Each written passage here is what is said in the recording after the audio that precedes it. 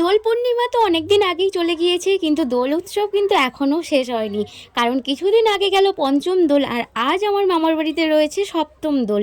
তো সেটা তো দেখতে যাব, কিন্তু বুঝতে পারছি না শেয়ার করতে পারবো কি না। কারণ যাবো কি যাবো না তার কোনো ঠিক নেই। আর এটা ছিল মেনলি দোল পূর্ণিমার দিনে আমাদের এখানে অনুষ্ঠানের জায়গা। তো এই যে রাধাকৃষ্ণ মন্দিরটা, মানে এটা অ্যাকচুয়ালি গোপালেরই মন্দির, যেটা ছিল নতুন করে হয়েছে আবার, দেখতে পাচ্ছ। এখানে আগে মন্দিরটা খোলা থাকতো, এখানে এসে এইভাবেই সাজানো হতো। আমরা এসে দোল দিতাম, ফুল দিতাম, আবির দিতাম, আর খুব ভালো লাগতো। আর এবছর মন্দিরটা নতুন করেছে, তো আরও সুন্দর লাগছে দেখতে। আর এই দোল উৎসব উপলক্ষে এখানে খেলাও হতো। খেলা শুধু হতো না, খেলা এখনও হয়, দুদিন যাবৎ অনুষ্ঠান চলে, লাস্ট দিন ফাংশন হয়। আর এবছর থেকে নিয়ম পাল্টেছে, এবছর না আগের বছর থেকেও হচ্ছে। হরিনাম বাসর বসানো হচ্ছে, যেখানে হরিনাম সংকীর্তন হয় আর রাসলীলা দিয়ে অনুষ্ঠানটা ভাঙা হয়।